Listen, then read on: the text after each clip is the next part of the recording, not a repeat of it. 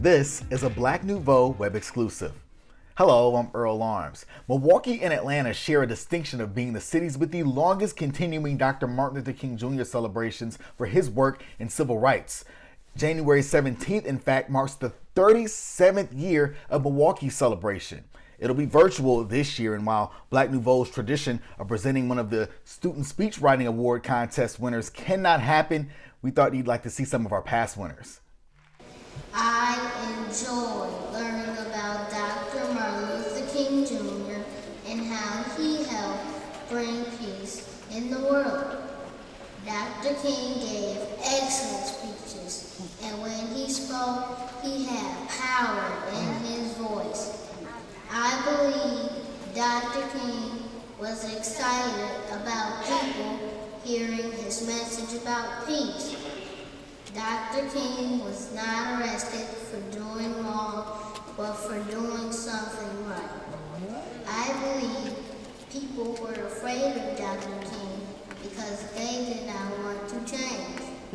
Change is important because without it, people do not grow. My great-grandmother, Pauline, believes in the same things Dr. King believed in. She stood up for the equal rights of people to own their homes. She helped make sure that people paid the same as everyone else for their homes. Some of the things I learned from Dr. King are to treat people the way you want to be treated, to share, be kind, and not tease others, and to treat everyone fairly. I pray that all people will take positive action to do their best to work together just like Dr. King wanted. I hope to give excellent speeches like Dr. King so that we can continue to have change and peace in the world. Thank you. As we love to bring you every year, here is one of the student winners in the MLK Speechwriting Contest, Miranda Brown, speaking on the topic, We Shall Overcome. Observing the terror in my mother's eyes, I recognized the same devastation I had witnessed many times before. Searching for comforting words to offer her but finding none, I continued to cleaning up the ruins from yet another break-in. My life, it's a statistic. African Americans have the highest poverty rate at 27.4%. My family and I fell into this category. Imagine having to worry about if mama can provide food today or if dad is going to call today from the Correctional Institute. It was hard relying on food stamps because they only lasted for so long. Then it was back to wondering where my family's next meal would come from. I was brought up in the hood, as some might say. It was hard to endure the need to duck as gunshots rang out every other night. It was usual to see drug deals and men gambling. I lived in constant fear daily because I never knew what could happen to my family. But the story does not end here. My life is still a statistic. According to the Netflix documentary, The 13th, every 1 in 3 African-American males will go to prison. In 2006, I watched my own father get handcuffed and hang his head in shame. He has been out of jail twice in the last 10 years since 2006. Leaving my mother to take care of 6 children on her own. Shortly after the break-in, our lights were turned off because we did not have the funds to pay the energy bill. And I remember that night in the dark so vividly. All of my brothers and sisters were in the living room, and my mother came in carrying sheets and flashlights. As we gazed with wondering eyes, she told us, "We're camping indoors tonight." I will never forget this. Because even though we had nothing, my mother always made sure to bring out the best in any situation. My mother is the lux in tenebra, as we say in Lat class, meaning light in darkness. As Dr. King has told us, only in the darkness can you see the stars. It was watching my mother rise above her hardships that challenges me to keep striving in life, even when it seems impossible. Life may not hand me the optimal experience, but I can optimize every experience life gives me. But I strongly believe that I am not the only person who faces hardships and obstacles. The ultimate measure of a man is not where he stands in moments of comfort and convenience, but where he stands at times of challenge and controversy, as Dr. King proclaimed. The question is not how you're going to deal with depression, finances, marital issues, friendships, or even school, but what you are going to do to overcome what is hindering you in that circumstance. There are so many controversial issues in America today that I could have elaborated on, but it's essential to realize that it all starts with you. We have to learn to overcome our own trials and tribulations before we can take on the world's. As Dr. King said, we must accept finite disappointment, but never lose infinite hope. Today, I stand here as a new statistic of hope. If I, as a young Black woman, can overcome the battles of life, then you too can overcome. And as Dr. King exclaimed, we shall overcome. Thank you.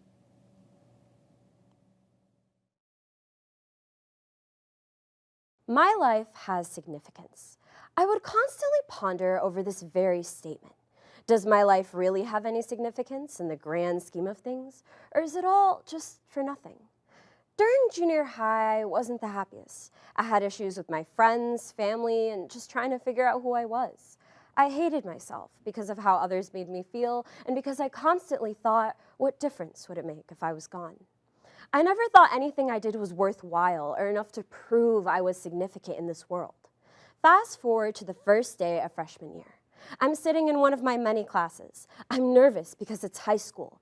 Everything I do now will determine my future, and I'm scared of messing up. I take a seat in the front row. The teacher introduces themselves, and they do it in such a funny but still teacher-like way that it makes me relax. Throughout that class, I inquire frequently and join class discussion. Throughout that first week, they tell me I'm a stellar student. They admire my work, and they believe I have talent. It makes me feel significant that an adult thinks my work is of a high standard. It changed me. Those few words truly changed me. I started to believe in myself. I began to think my words can change a person's views or cause emotion to rise within them. My words have power. Throughout my freshman year, I battled the issues I had. I started to feel fuller of life, made new, better friends, and finally began to figure out my path. That teacher probably never realized the impact of their words. To them, it was just commending a kid they really thought had potential. But it transformed everything for me. They impacted my life significantly. I stand here now as a junior in high school, knowing I have significance and ready to impact someone in the same transmogrifying manner. This experience assisted me to perceive that the measure of my significance should not be affected by others' negative opinions or views of me.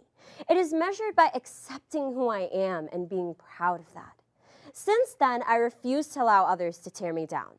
I remind myself, no one can make me feel inferior without my consent. Secondly, I remind myself that it is not necessary to be best in comparison to everyone else in order to feel significant. It is only required I be the best version of myself.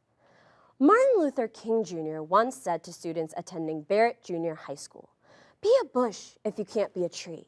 If you can't be a highway, just be a trail. If you can't be a sun, be a star.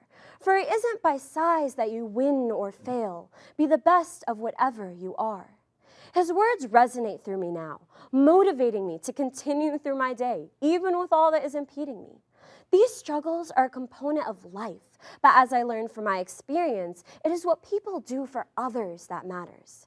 That teacher redefined my perspective of myself, and because of that, I try to do as many things as I can to assist others, because the one good deed I do for them may be their life-changing factor.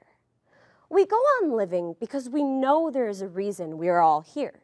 Each one of us has a purpose to help others that changes them in the best way possible, whether it be to be the one to find the cure for cancer, to become a teacher, or stay-at-home mother or father. No matter your position, you are important to someone, somewhere, because of how you've affected their lives. So ultimately, you should realize your worth. Realize that your infinite significance is the profound notion of how we can literally transform one another, making better people and therefore a better world. This year's celebration will be virtual, and you can find linking information available on our website or go to the Marcus Center for the Performing Arts.